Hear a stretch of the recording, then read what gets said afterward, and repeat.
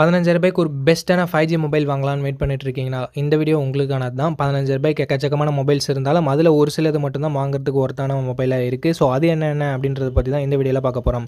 5G main ஃபோக்கஸ்டா இருக்க போகுது. And அது மட்டும் இல்லாம கேமரா, பேட்டரி, டிஸ்ப்ளே, பெர்ஃபார்மன்ஸ்னு சொல்லிட்டு எல்லாமே பெஸ்ட்டா இருக்க மாதிரியான ஒரு ஆல் ரவுண்டிங் 5G மொபைல நம்ம இந்த வீடியோக்குள்ள பார்க்க போறோம்.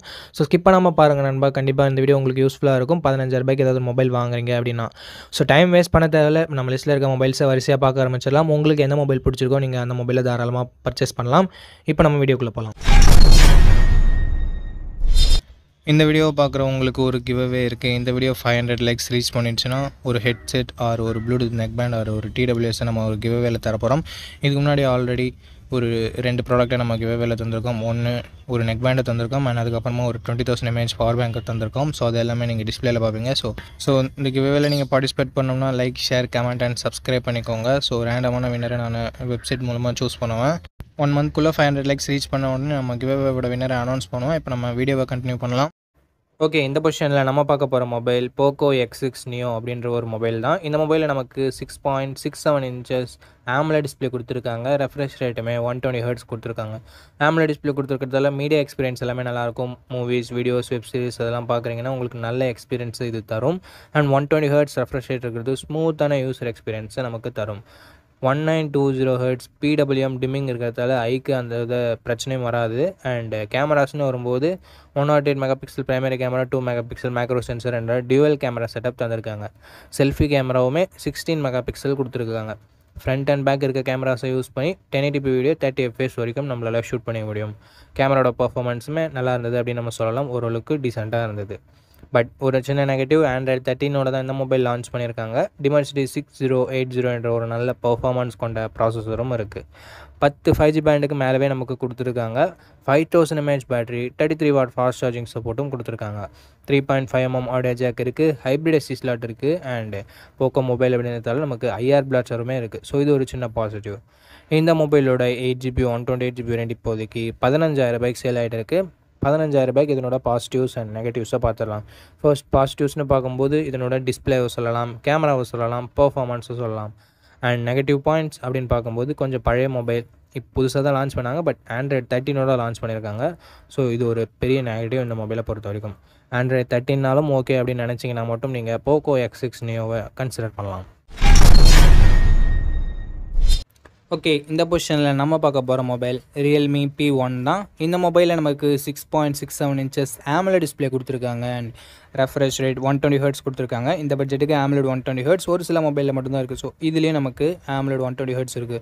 AMOLED டிஸ்பிளே இருக்கிறதால மீடியா எக்ஸ்பீரியன்ஸ் எல்லாமே நல்லாயிருக்கும். மூவிஸ், வீடியோஸ்லாம் வாட்ச் பண்ணுறீங்கன்னா உங்களுக்கு கலர்ஸ் எல்லாமே ரொம்ப ரொம்ப சூப்பராக இருக்கும் பார்க்குறதுக்கு.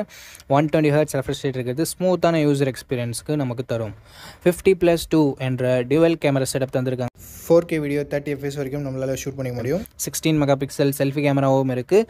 இதை யூஸ் பண்ணி நம்மளால் 1080p வீடியோ 30 fps வரைக்கும் ஷூட் பண்ணிக்க முடியும். அண்ட் கேமராவோட பர்ஃபார்மன்ஸுமே ரொம்பவே நல்லா இருந்தது அப்படின்னு நம்ம சொல்லலாம். Android 14ஓட இந்த மொபைல் லான்ச் ஆகிருக்கு. Dimensity 7050 என்ற ஒரு தரமான பர்ஃபார்மன்ஸ் கொண்ட ப்ராசஸர் இருக்குது. ஸோ இந்த பட்ஜெட்டுக்கு கேமிங்கும் கொஞ்சம் எதிர்பார்க்குறேன் ப்ரோ அப்படின்னு நினைக்கிறவங்க நீங்கள் இந்த மொபைலை கன்சிடர் பண்ணலாம். 10 5G பேண்ட் சப்போர்ட்டும் கொடுத்துருக்கிறது ஒரு பாசிட்டிவான விஷயம் தான்.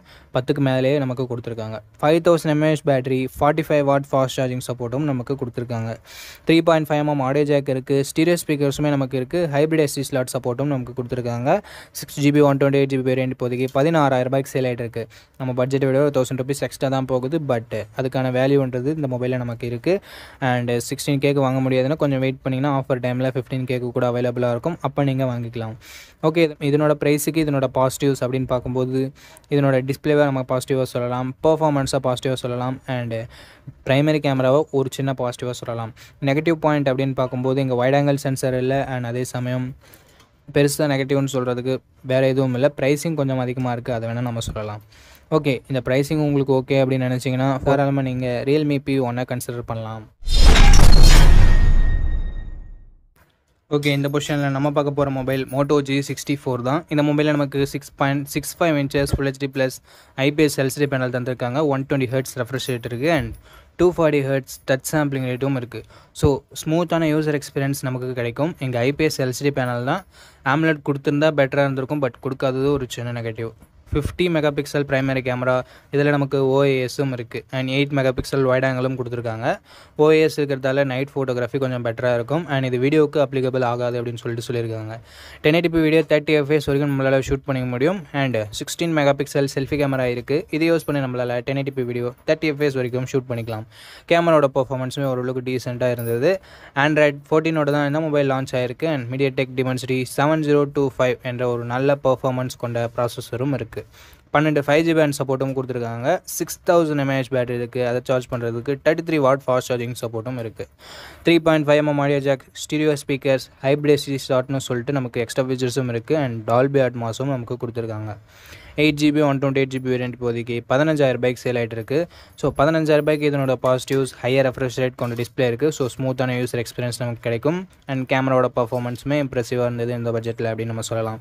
பர்ஃபார்மன்ஸ் பெட்டராக இருக்குது, பேட்டரி சார்ஜிங்னு சொல்லிட்டு எல்லாமே பெட்டராக தான் இருக்குது. நெகட்டிவ் பாயிண்ட்னு சொல்லும்போது பெருசாக எந்த வித நெகட்டிவ் பாயிண்ட்டும் சொல்கிற மாதிரி இல்லை நண்பா. ஸோ ஒரு நல்ல ஆல்ரவுண்டிங் மொபைல் வேணும் அப்படின்னு நினச்சிங்கன்னா நீங்கள் Moto G64 கன்சிடர் பண்ணலாம். ஓகே நண்பா, அவ்வளோதான் இந்த வீடியோட இறுதிக்கு கொண்ட இந்த வீடியோ உங்களுக்கு பிடிச்சிருக்கும். நம்ம அப்படி பிடிச்சதை லைக் பண்ணுங்கள். இன்ஃபர்மேட்டிவ் வந்துச்சுன்னா நம்ம சேனலை சப்ஸ்கிரைப் பண்ணிக்கோங்க அண்ட் நம்ம நண்பர்கள் கூடயும் ஷேர் பண்ணிங்கன்னா நம்ம சேனலோட வளர்ச்சிக்கு ரொம்ப யூஸ்ஃபுல்லாக இருக்கும். இதே மாதிரி இன்னொரு நல்ல வீடியோவில் மீட் பண்ணுறேன். இந்த வீடியோ பார்த்ததுக்கு ரொம்ப நன்றி.